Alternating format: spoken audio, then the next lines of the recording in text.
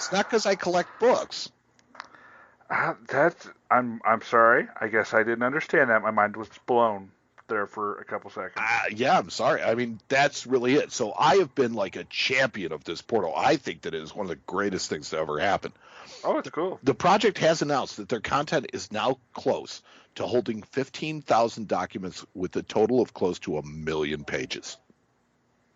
Holy crap! Yes. I didn't realize it was getting there, but wow. And that's what I'm saying is this is an opportunity for people to share numismatic works. Now, look, there's always going to be a market for new, fresh books, for people to pick them up, have copies of them, build libraries, stuff like that. I'm talking more the rare stuff, the research material, the stuff that has a value in just being what it is. That I think that should be kept more archivally, and that people should have access to it. But I really like the idea of people having an online access to it, where they really can't do anything to it. They can't destroy it. They can't hurt it. And it can be there preserved for, literally centuries. And I mean, I definitely agree with that. I just, like I said, I'm still trying to get over the fact that you would rather read an e-book or an online version of a book. Yeah, it's funny because, I do a lot. I read, I would say probably 80% of my reading is done online. Huh. The other 20 is done from books, mostly because that's what's there. I guess I've known you forever, and I feel like I just learned something new about you. We always learn something new about each other, homie. That's weird. So am I. And finally, in the news. You're going to love this, Matt. Oh, yes. Legislation authorizing a new 56-coin series of $1 coins has been introduced. The American Innovation $1 Coin Act would call for the striking of $1 coins, honoring a significant innovation, a pioneer, or an innovator from each state and territory. 4 new reverses would be every year, and the program would run for 14 years. This would run side by side with the Native American dollar coins, so no changes to that series will come from this proposed legislation.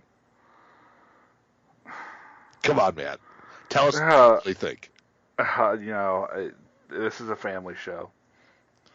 See, we've talked about this a million times, and you and I have both agreed that the idea behind them making a commemorative quarter program, really good idea in the fact that the seniorage is great. Mm-hmm. And the fact that they have now decided that they've extended the statehood quarter program into the national parks program. And I don't know if you remember covering it, but I think we covered it a couple episodes ago. They're going to actually extend the national park program an extra 10 years. I think I remember that. Yeah, I think the legislation's already in place for them to do that, so that they've now guaranteed that they're going to run it another 10 years. They're going to do a second state park from every state, even though Illinois only has one state park. Wonder what they're going to do there. Oh, they'll put a bust of Lincoln someplace, and you know how that works. So, but here's the thing: is okay. So the MIT says these seniorage programs are really, really good. What can we do? What's the best coin for us to do it with? Well, the coin that obviously costs that. Right, that makes them the most money. Highest value with the lowest cost to make. That would be the coin. Therein lies your golden dollar. Yep, and they're running two programs at the same time. That's got to work. And that works. Well, here's the thing: is your presidential dollar series, did it work? No, of course it didn't work. Yes, it did, and no, it didn't. It depends on what you wanted to accomplish with it, right? I mean, from the standpoint of did they produce all the coins? Yes. Are they collectible? Barely. I don't care if they're collectible. People don't use them. Well, that's a different story entirely. But, I mean, I'm talking about from the standpoint of you're creating a commemorative coin program. So it's like, did it work? Well, barely. Well, but if you're going to create a commemorative coin program, create a commemorative coin program and not just dirty up our pocket change and fill up vaults full of coins that nobody cares about. But here's the problem. What happens when you're already making a commemorative coin program? Because we have that. We have coins every year that salute all sorts of different things, right? And to a varying degree, nobody cares about them. I mean, commemorative coins are probably one of the worst coin buys that you can make. because almost every single one of them ends up on the secondary market for less than they offered. So that makes it so screw it. Let's just go ahead and make everything a commemorative. But they keep on looking. Well, I think that's kind of the point, is that when they had the dollar coins going, they had the quarters going, and they had the Lincoln cents, all three at the same time. Remember 2009? Oh yeah. I think that was when this idea got in their head, that they were finally like, hey, wait a minute.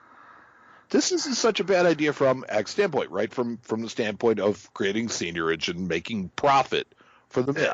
And the only way that you're going to get it done is to ram them down our throats, because we're not going to buy this stuff. Well, so they're doing it with circulating coinage, while circulating commemoratives, whatever. Here, if you're looking for what they did to stamps coming about, they're sincerely working that knot right now. They're trying to do it. On modern stuff, certainly. Yes. Yeah. They're making it so it's completely uncollectible. Now, I still say that there are going to be collectible things that come out of it. That's going to be great. None of this stuff works as long as you have an existing dollar bill, period. Right. That's my point. Right. So along with this legislation should come some sort of a proposal to get – now, it's like, first off, I don't think this bill is ever going to pass. This was introduced in the Senate. And it's like a lot of other coin bills that have been shredded. They just don't go anyplace, because I think that Congress realizes that people don't really want them. Yeah. But they keep putting out these ideas. They keep trying to whip this horse. Well, hopefully they cut it out. It's long since dead. I mean, if they didn't shoot this horse a long time ago, they should have. Well, we'll see. To kill off my analogy. But so that's, here's the thing is I think that this is, you're going to see a lot of this in the future, that they're going to do this, and they're going to continue to try and target the $1 coin because they want to make it circulate. And when somebody finally delivers the message that it's never going to circulate as long as you have a working dollar bill. They know that. Well, I wonder if they do. You would kind of think so. These are smart people we're talking about here. That's what I question on a daily basis, is just exactly how smart are they. Well, because they keep on doing this stuff. They're introducing reverse proof sets this year. Wonderful. Has there been a huge demand for those? Not that I know of. Okay. Everybody going nuts for the March of Dimes set because it had a reverse proof dime in it? Mm-hmm. Have you ever seen anybody even ask about one of those dimes? No, Forget about the commemorative. Not in a long time. The reverse proof dime. Nobody cares. Yep. And they're going to put out whole sets of them now. Wonderful.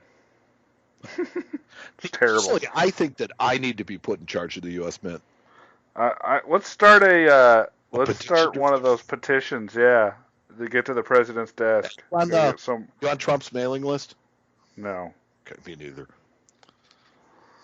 No, not at all. It's going to work. But, basically that, but that's, seriously, the ideas keep coming. The push for it is there.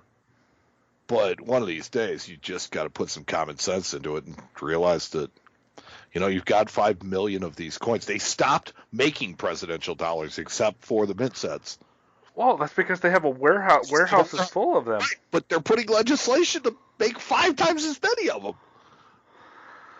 Yeah, we could argue about this all day. Statue of Liberty. Start filling her up like a bank. Start at the bottom of the floor. Just start putting coins at the top. See what. Dump them in by helicopter through her arm. There you go. Oh man, that'd be funny. Get me your tired, your poor, your dirty coins. That's good. I like that joke. Did you think of that one yourself? I did. All right. Well, good. I like it.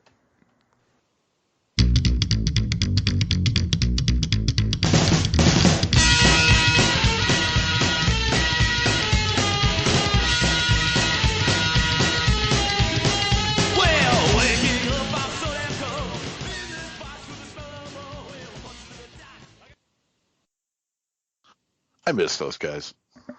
Yeah, I need to hang out with them. Yeah, we need to get out with them more often. They're around. They're touring. They're all over. They're in Europe right now, I think. Are they again? We're heading that way shortly. Yeah, that's one thing for sure. If they're not there, they're going to be shortly. Yeah. Okay, Matt. So, this is the idea that I came up with this week, and I liked you had talked about how we came up with the last idea, and I liked your reaction to this one because I was like, hey, Matt, I got an idea for a segment, and I want to talk about grading sets. And you're like, well, yeah, that's cool, but that'll be done in about 30 seconds, and then we're going to talk about it. But the fact of the matter is that I didn't realize that you at one time owned a grading set. I put together one myself. I surely did. Now, so anytime Matt has something from his own personal collection, trust me, inquiring minds want to know. So, well, I no longer own it, of course. But tell us, what coin was it? Okay. And explain to us just exactly how the basics of a grading set work. Okay. Well, the coin I chose, mostly for monetary purposes because it's not a super expensive coin, was the 1909 Philadelphia VDB cent. And my goal was to gather one certified coin. I chose to go with NGC just because it was easier for me.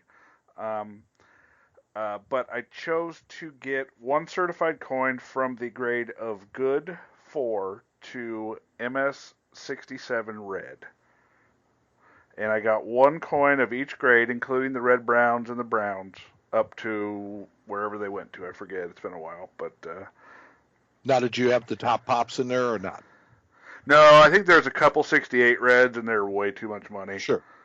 But I did go to 7 red, which is still, I would think, a $1,500 coin. Yeah, that's a pretty big coin. I mean, I had a 65 red at one time that had a big thumbprint right in the middle of the reverse, and it still sold for over almost $200. So I mean, it's a coin. Yeah, so basically, the idea of a grading set, and you can do it several different ways. I've seen it done many different ways, but basically, the idea of a grading set is to just get one of each grade.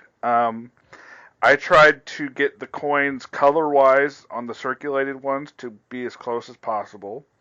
But I've also seen people that do like a really easy set, if you want to make a grading set, is like Mint State Morgan Silver Dollars, from MS60 to MS66 or 7, depending on how much you want to spend.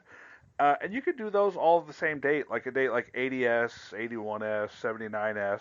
They exist, so you could actually get an MS60, a 61, a 62, a 63.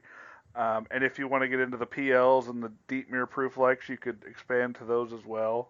Even though the higher grade ones, I think, would get much more cost prohibitive on a set like that. But yeah, I just wanted to do it, to gather a little more, I call it intel, but basically to figure out how NGC was grading copper penny or Lincoln pennies. So that I could pull out a coin and take a look at it, and just kind of get an idea of what they were looking for as far as their grade between different grades.